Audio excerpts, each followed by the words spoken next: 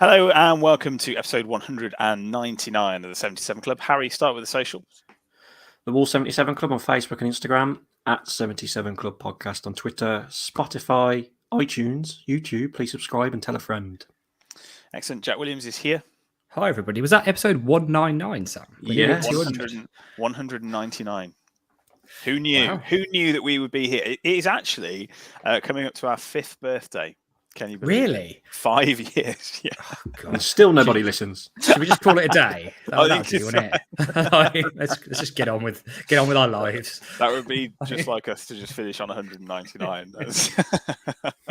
Still enjoying every second, of course. Well, let's start with the games. It was at the weekend. El Castor Co. Couldn't think of any other. See what I did there? Yeah, no, it took me ages.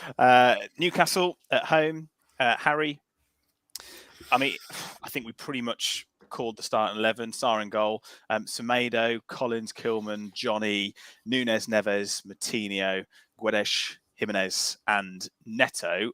Thought we got off to a really, really good start. And I think we were saying in previous podcasts, if we can take the Bruno Lage first halves and add them to the Nuno Espirito Santo second halves, we'll probably win the Champions League. It's not how it panned out, but a good game of football, I thought, to be fair.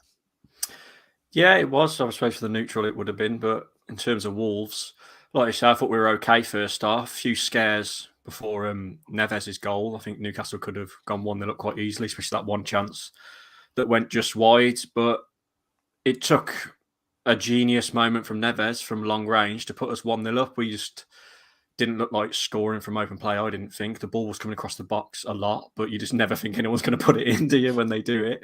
And I think we're getting into a bit more detail, but on the whole, I think Newcastle deserve the draw, and it's because of one man, Hwang Chan, who had a moment of madness, who didn't hold out.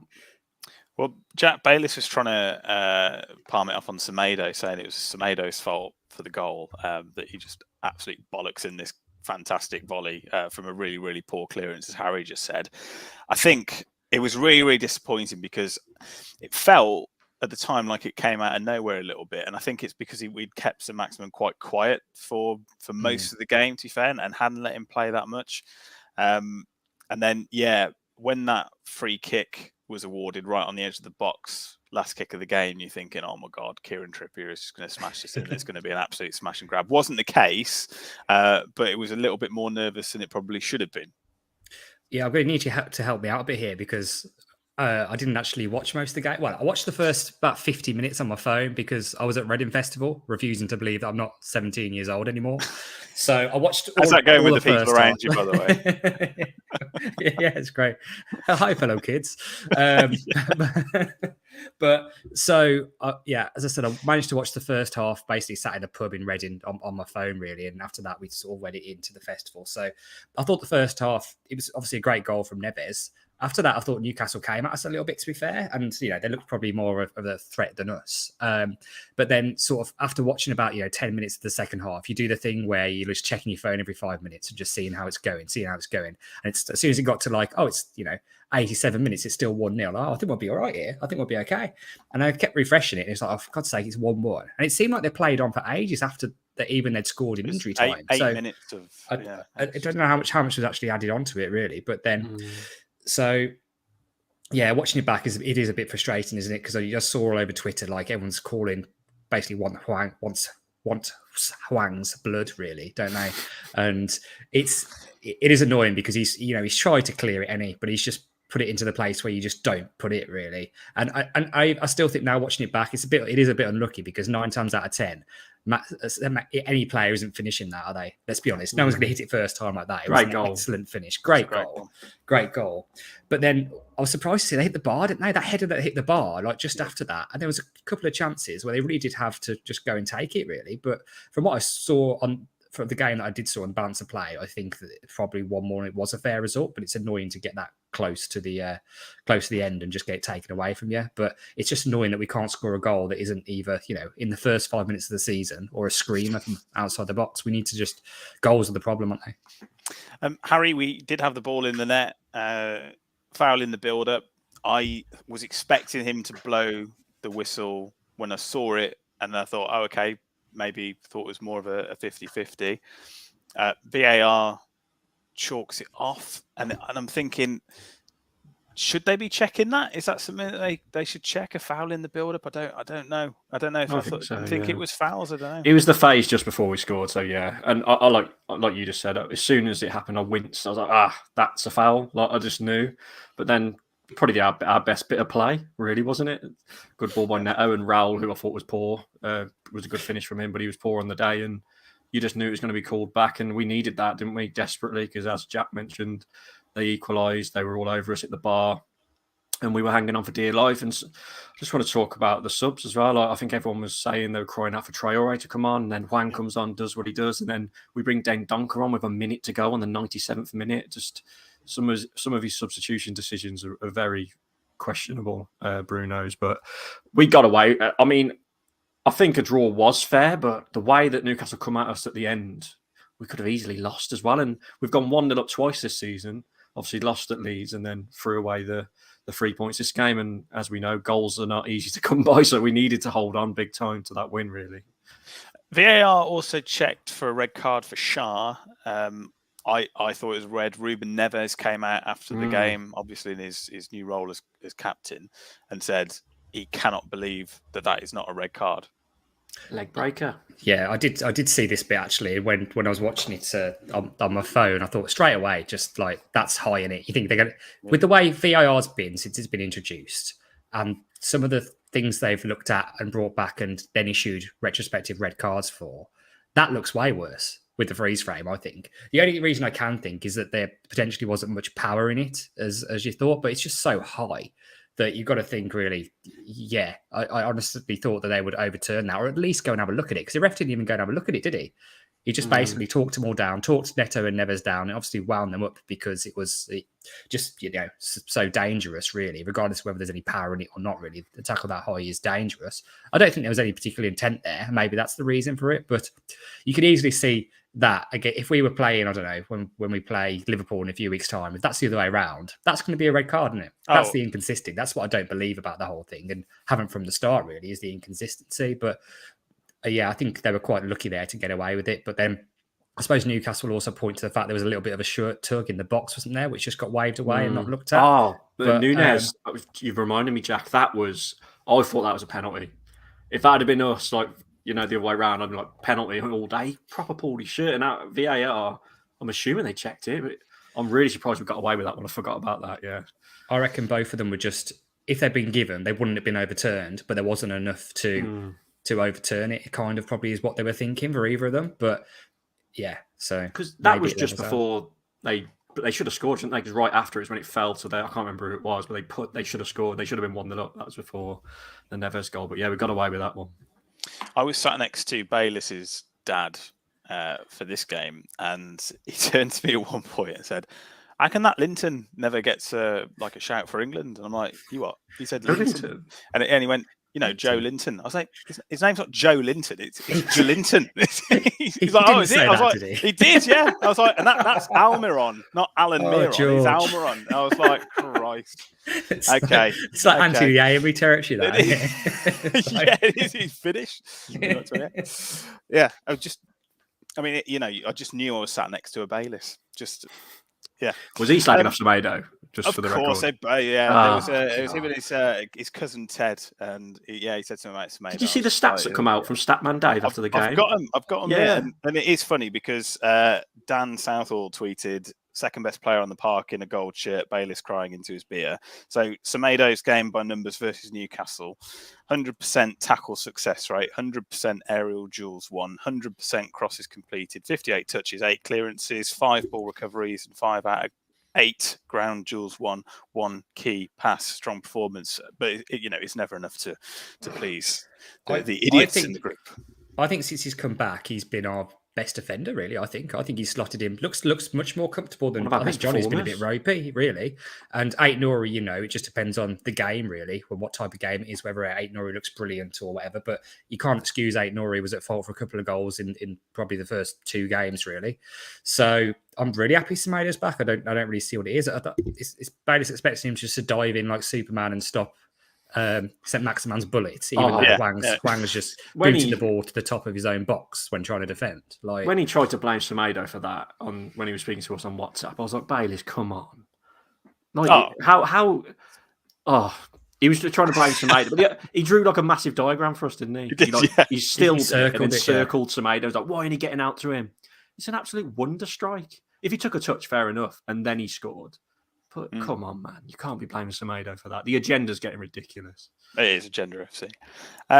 You mentioned Johnny there. We'll obviously mention his performance against Bournemouth as well, Harry. I think Seb on the group said he's looking like probably a yard slower than he has previously.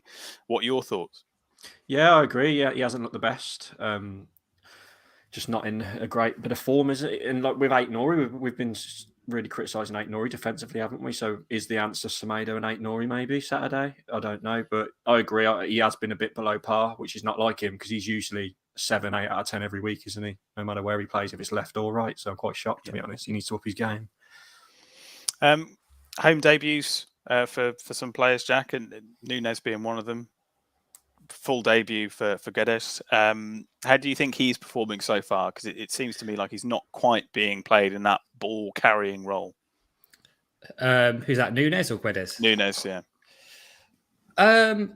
All right, so far it's very early days, isn't it? And the fact that the team performances haven't really been up to much. It's very hard to think back about Newcastle because I've still got Bournemouth in my head from last night, and I know we're going to come on to that in a minute. But like, really, the midfield and the forward play last night was just non-existent. Really, you wouldn't have known it was a midfield worth God knows how much, God knows how many millions of pounds or whatever we paid for it. So it's all been a little underwhelming so far, and I don't know if that's necessary. It's obvious the players are going to take a bit of time to gel, whether that's the manager's tactical decisions or what it is really. But you've got to have faith that it's going to click at some point. But last night was a tough watch, I thought.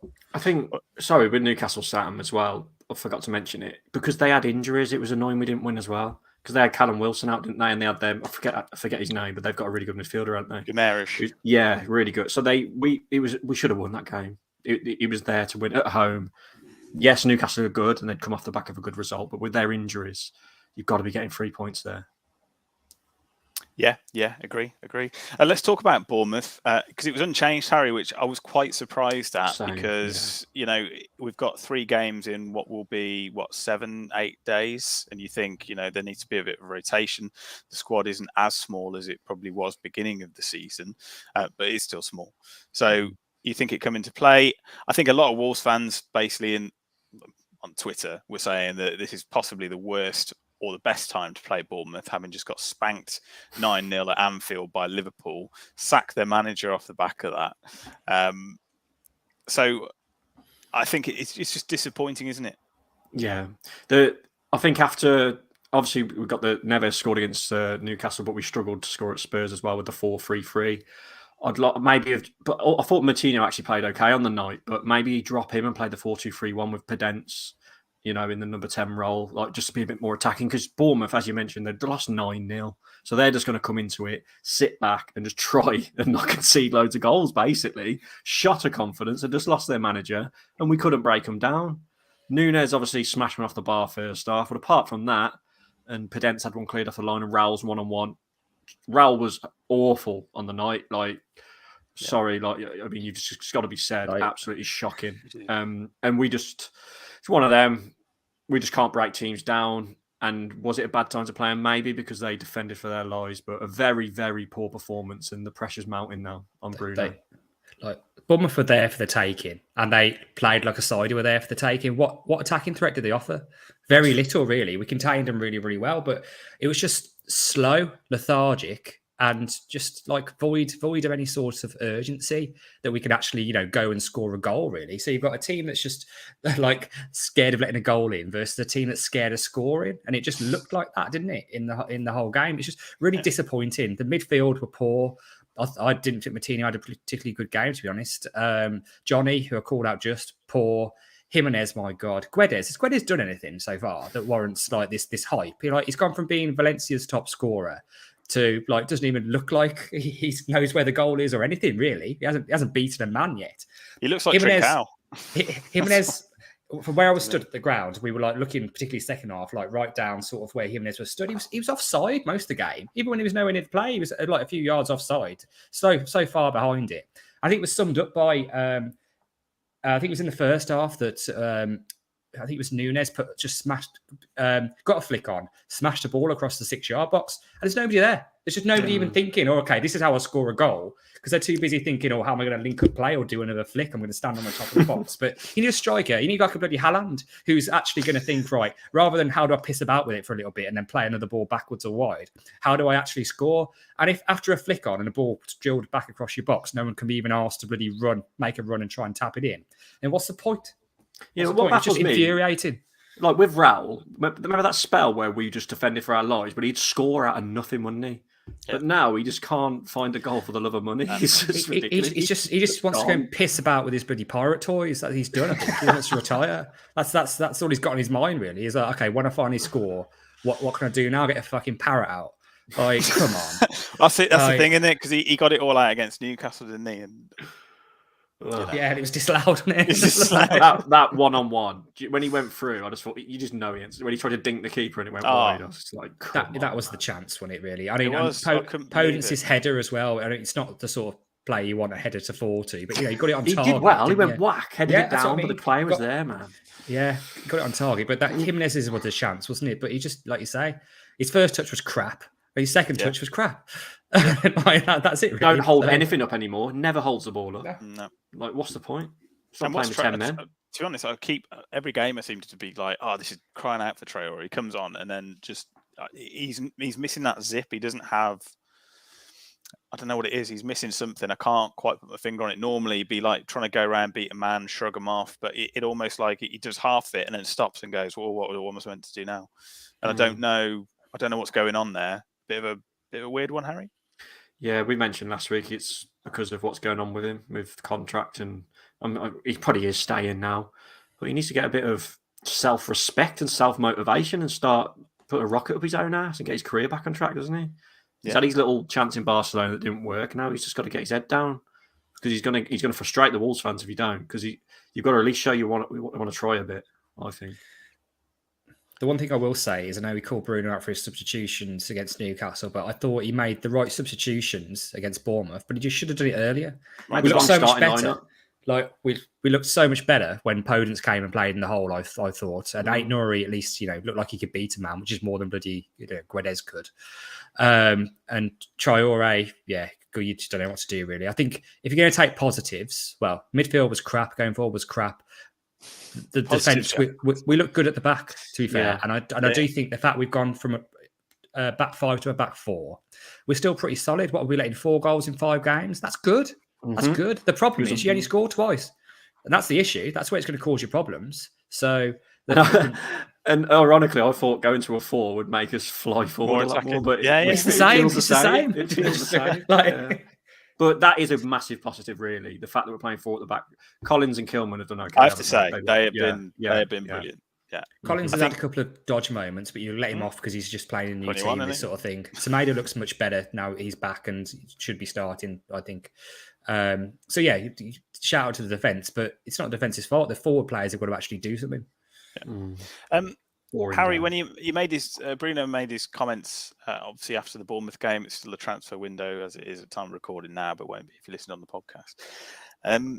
And he called for patience. Do you think he's entitled to some patience? Do you think patience is needed, or do you think that it's no more excuses territory? I'm quite split on this because with the fixtures we've had, to have not won a game yet is very, very concerning. But I have got a bit of sympathy with Bruno because we've had the transfers coming in recently. You can't just wave a magic wand and make them click, but he's got to take some responsibilities. I think the starting lineup at Bournemouth was a mistake. It should have been different, as mentioned at the beginning. But yeah, it's on him now, isn't it? We cried out in the summer for Fosun, Jeff to back him, to have an overhaul, and we've done that. It's been a really busy window. He's got a lot of talented players in there now. It's just up to him to get the best out of them. And we're going to come on to it, but Saturday is absolutely massive because you know what the Wolves fan base are like. They're getting really impatient already, and there's already talk about him leaving, already talk about him being sacked. And with fixtures coming up, if we don't get a win soon, it's going to start getting very worried. But I do think he deserves time and he deserves a chance to try and get it right. The atmosphere at full time wasn't good. There were lots of people who were calling for Bruno's head, really, and Bruno didn't brave it and go over to the away fans. He wasn't prepared to do that, quite understandably, because he'd got a lot of stick, to be honest with you. So, actually, just a side point on that, just atmosphere. The atmosphere in the whole game was crap. Not necessarily because of the Wolves fans, but just like Bournemouth fans and like that ground. It's just shit ground. Like, how is it in the Premier League? Like basically, and even they've got the stand directly sort of to the left of where the away fans are stood behind the one goal. They've got a bloke with a drum. He bangs it every now and then. So you need a drum to generate atmosphere. Always a bit ropey. And everyone just sat down anyway. Everyone sat down. They were a little clap along, and then that's it. And it's just there's just nothing there. It wasn't sold out. There are empty seats in the other stand. Only 11,000 for a Premier League game, man. It's just shocking. I just don't get it, really. How did you get a ticket? I didn't know you went. How did I get a ticket? Just got ballot. Can't say. No. Sneaky brown envelope back under in an alley. Yeah, there was a few left for people on top points. I think there's about 60 tickets left. So after the away season tickets. So yeah, it's good to go, but Did you feel sorry for the Wolves fans that travelled down from Wolverhampton though? Like, it's a long way to go to watch that shit. Yeah, it's not too bad for me. I was back before midnight, really, but it's a long way if you're going all the way back to Wolverhampton because obviously I'm based in just London, but full time. I heard the boos. Was it? So it was really toxic in the away, and then lots of people calling for Bruno's head. I can't remember who it was who came over, tried to clap the fans first, and they got a bit of stick. And Neto. It might have been actually, and then Collins came over, and then he got a bit of a better reception, obviously, because he did nothing wrong really. But there were a few. He was shouting for Bruno to come over, but he straight away, no chance really. But on the topic, after the game, I was a bit pissed off. But then I heard Bruno's comments, and he's got a point. The problem is we do our business so late every time. It seems like if we'd had all this done before the start of August, and he'd had a few weeks with his squad to work with, but the fact he's only just brought in the striker he wants as of yesterday, really. And there's still stuff going on now. We're always crap in August. We always seem to write August off because basically the squad isn't ready. It's bad preparation. I'd be a fan of just the transfer window and shut him before the season starts, to be honest with you, and just to, at least get all this nonsense out of the way. Yeah, nonsense out of the way quicker. So I'm in two minds now. I do think that we should give him a chance. The problem is that he's not going to have that long if we keep going without a win because you can't risk it. You can't risk it after you spent this money on the squad that suddenly, we could be bottom. We're in the relegation zone now. I know it's too early to look at the table, but you got to be careful. Do you think they'll be ruthless? Because they were ruthless like back in the day with Zenga and that, weren't they? But I don't know, man. I think they'll give him a bit of time. But they spent a lot of money, haven't they? It's a lot of cash they spent now. Yeah, that's the thing. But the problem is, okay, you sack Bruno, and we moaned last season that Bruno wasn't backed, and now. Is it a bit hypocritical when he's just been back, sack him after a handful of bad results? Really, it's only 5 games, isn't it? You got to give him a bit of time. But then if we sack him, who do we get in? Well, that's Scott Parker. Who else is available? They'll go for the Portuguese manager shortlist, won't they? Someone Portuguese. That's the thing, but you just end up with the next Bruno Lage. Yeah. That's all that happened. It's Nuno free. No, he's not, is he? No. 5 games is just ridiculous, though. I mean, that is no amount of time. If we were 25 games in and we're in the bottom 3, then I'd say, okay, that's not brilliant.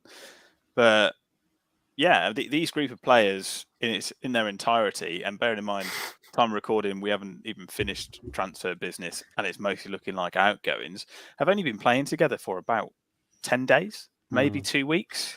It's not long enough to gel. Yeah, I think the only thing is though, it's the run of fixtures we've had. On paper, you've got to have won one. Potentially, but then you go, okay, draw against Fulham, that was disappointing. They missed a penalty as well. But that Fulham side managed to get a point against Liverpool first game of the season. So you go, well, okay. Newcastle, I don't know if you watched the Newcastle game, sort of watched the last half an hour of it after the Wolves game finished last night. They were tremendous, and that was at Anfield. And then you go, actually, does that look like a bad point? maybe not. You look at Leeds, and then Bournemouth. Bournemouth are still a point away from home, which in the Premier League is hard to come by. I'm just saying that it's really not as bad as it sounds. And you guys, lose to Leeds having taken the lead, disappointing. However, they go and tank Chelsea 3-0 at home.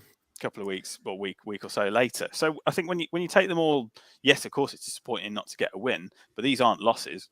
I would rather be we're a point worse off than Villa, but they've lost 4 out of 5 league games, and I think they're in a more precarious position than we are. Aren't we ahead of Villa? What you're saying? Yeah, we're above Villa now. I think after last night.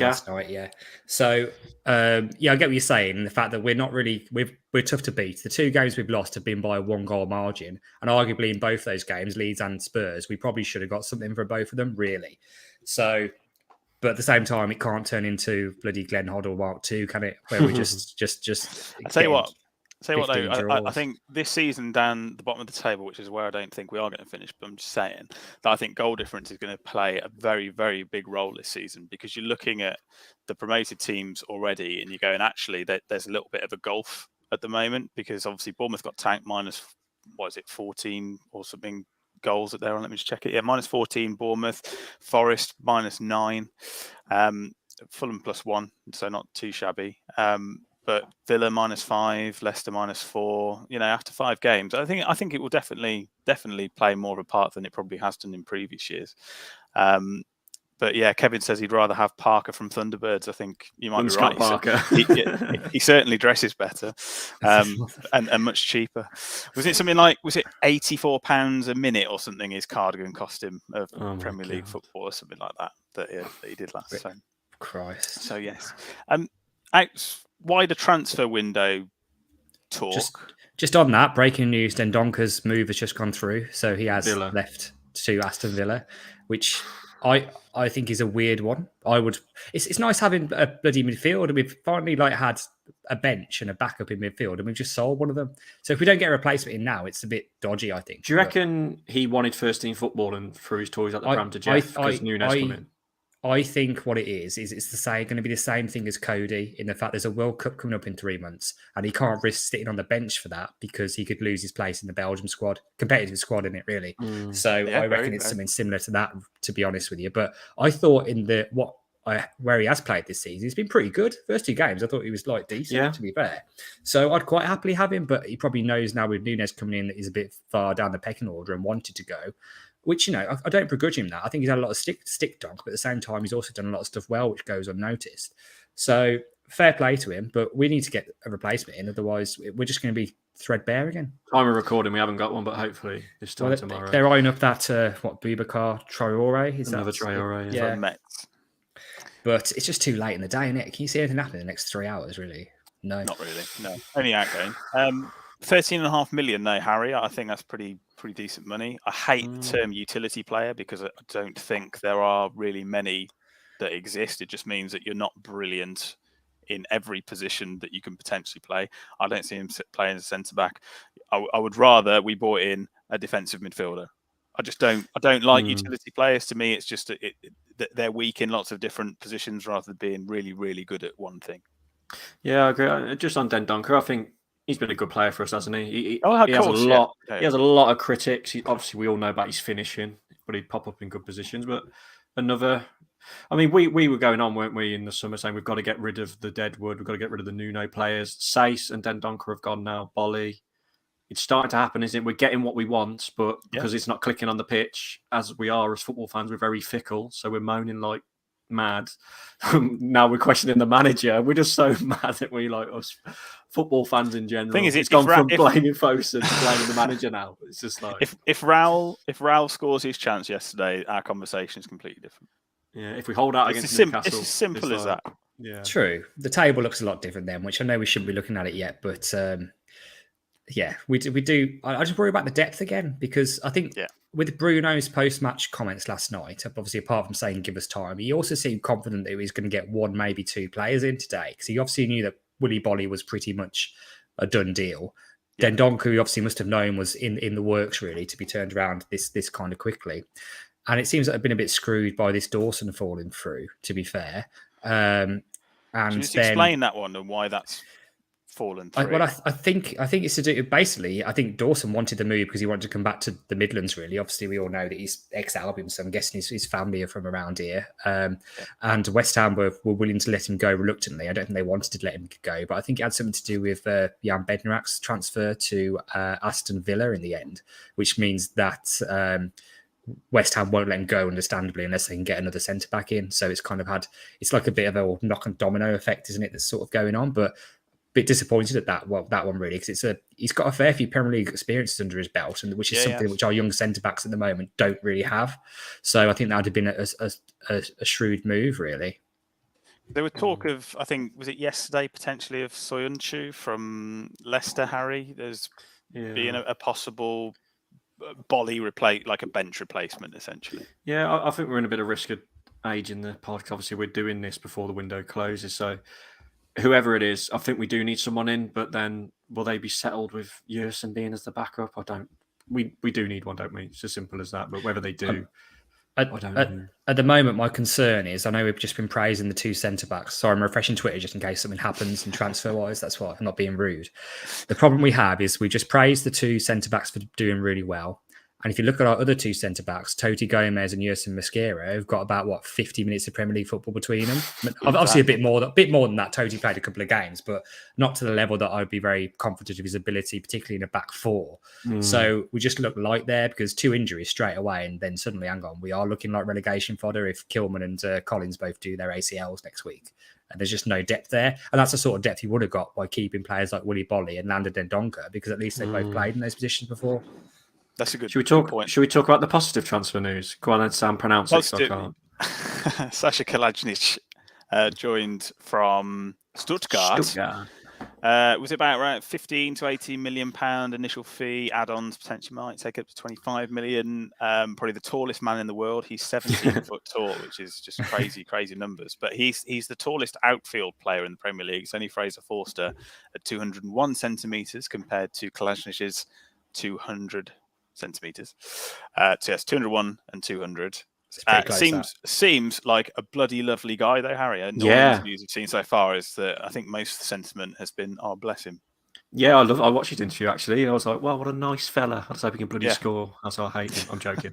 No, but he, I've done what everyone does. I looked at his goal highlight reel, and he's got good feet, hasn't he? To be fair, for a big fella, so he looks like he's got a bit. Crouch? Yeah, no, he's well, not that gangly, but obviously he's decent in the air, and he seems very hungry. And I think after the form of Raul Jimenez, I think he's going to get an opportunity straight away. And I just hope with him he can just get a goal early, just to shake the nerves off a bit, get used to the league. Because he mentioned that in his interview, wasn't he? He was saying obviously he knows it's the best league in the world. He's had a bit of experience playing in England for the national team.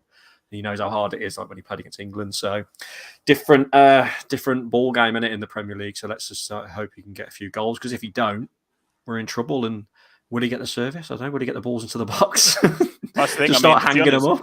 He's the only person that could probably get on the end of a Traore cross when it happens. To be fair. Well, I just can't wait for us to he'll probably come on with about 10 minutes left on Saturday when we're chasing the game, and he'll be there in the 6-yard box waiting, and we'll play a short corner. So, or we've done a Mike Bassett and we've signed the goalkeeper by accident. I think it's all right, Harry. I think he's probably got. We're having a discussion, weren't we, yesterday, thinking, how many do you think he's going to score? I think if he gets 10, I think that's a pretty decent return. Especially with how many we score. 10 exactly. Yeah. That's double.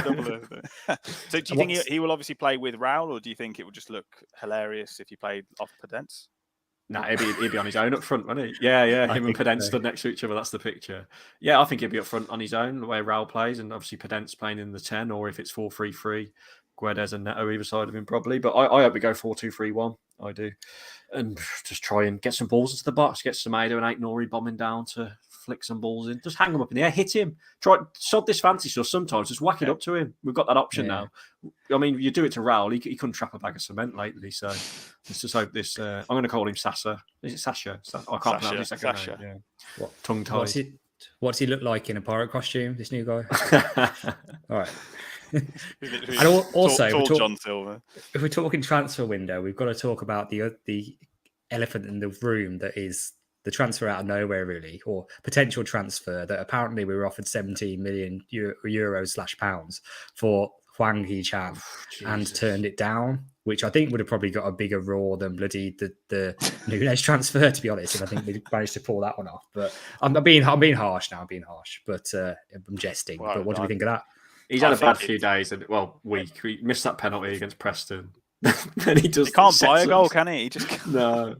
It's just that penalty. Yeah, that penalty was awful, man. The thing is, what was the, because apparently it was the pay structure that Wolves rejected rather than the phenomenal fee that was offered for someone that we recently paid £12 million for is rubbish and got offered 17 for it. So what was it like £1 million now and then £1 million a year for the next 16 years? They could have paid us in copper, Sam, and we should have taken it. It doesn't matter how it came. Yeah, I mean, scrap value's through the roof at the moment. Yeah, but when he scores eventually, South Korea go tits, don't they? And all our shirt sales go up, so they're keeping him. Do they? Well, it's going to be a while, isn't it? YouTube hits as well. I mean, you've got to think about social media these days, Jack. You know what I mean? Probably why they gave him the bloody penalty against Preston, thinking this is a bad career. We'll sell some shirts now. He ended up on South Korea's version of You've Been Framed. Didn't he? What's that called? Thanks. I'm not doing it.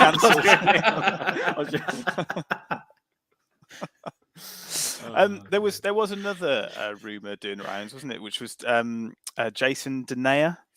Was it Harry on a free? I mean, that's all a little bit. Jason, no idea. No idea. No idea. Is he the guy who was at Leon and released? Is that the chap? Yeah. So Stuart Park just saying in the comments that, again, try not to age the podcast, but Leeds might be sniffing around still for Hwang, so we'll see when this is released if he's gone, but I think he'll stay. Interesting. Right, okay. Well, let's try and look into our crystal ball a little bit and look ahead to the game at Molineux against Southampton this Saturday. Jack, I'll start with you. Is Kalajdzic going to go straight in? Is it going to be, business as usual? I imagine he's got to make some changes, hasn't he? Just on fatigue. Yeah, I think he would have to make changes, but I would be surprised if he goes straight for the new guy starting. To be honest, we've seen I'll say that Nunez started, didn't he, against Spurs, which I don't think we were necessarily expecting. Yeah. But I mean, if Raul had a half decent game, you'd say definitely not. But the only question marks are just because he just looks so off it mentally and physically. There may be a refresh is needed, but I don't think that's going to happen, but I do think we need to change the way we play, really. And like I said earlier, we looked so much better when Podence came on and played in the hole that I think Podence and Nate Norrie are the two that I'd bring in, to be honest. Harry, what are you thinking? I personally would stick him straight in, the new lad. Straight up. And I'd change the formation. I'd go 4-2-3-1 because I don't like the 4-3-3 at the moment. I'd drop Moutinho, bring Podence in, have Podence in behind Sasha. I feel so weird saying that. And then I would say Guedes and Neto either side, but them two ain't really pulling up any trees at the moment, are they? So I don't think he will start Adama, and I don't think he's going to start Hwang if he's here. But yeah, 4-2-3-1. I'd play 8 Norrie left back and drop Johnny Semedo right back because he's been one of our better players, and go at them. And it's a massive game, and it's a must win, and we'll probably get onto it. And if we lose, it's a question of Bruno Lage's job, I think. Do you think if we lose on Saturday, then it's reasonable? That's the clip. Well, I think you've got to give him a month, then, yeah. Think how toxic Molineux's going to be. If we lose Saturday, imagine what Molineux's going to be like. It's an absolute must win because we haven't won yet. It's a must win, like so important. I know, but we can't sit here and just say, "Oh yeah, we need to give him time." Actually, he's got a point, and then on Saturday say, "Oh, we've lost. Then get out." No, I'm not saying that. I'm just saying time. You mean 2 days? Yeah. I don't know really, but I think we've got to win eventually, haven't we? So I think we actually will hopefully put it out of the bag. Really, I think Bruno's got to get his players up for it, haven't they? And they had a good no result. excuses now. They beat Chelsea, was it the other night? Yeah, I'm not saying they're a bad side, but I think I think we're due, wouldn't we? I think. Apart from just Bournemouth, who lost 9-0, we keep playing teams who have come off the back of a really good result. I don't know what's going on. Fulham drawing, and then Newcastle got a good draw against City, and now we're playing Southampton who've just beat Chelsea, although Chelsea are not amazing at the moment. But massive. It's just what annoys me a bit well, not annoys me, what worries me a bit is, for a fact, if we don't get a goal in the first 15, 20 minutes, Molineux, it's our own worst enemy at times, aren't we? Yeah. As a crowd, we just get on the back of the team, and then it'd be a bad atmosphere, especially if we don't go one up early. I thought the atmosphere was a lot better. I mean, it's probably had something to do with the fact that it was a bank holiday weekend, but I thought the atmosphere was quite good against Newcastle. Score prediction, Harry?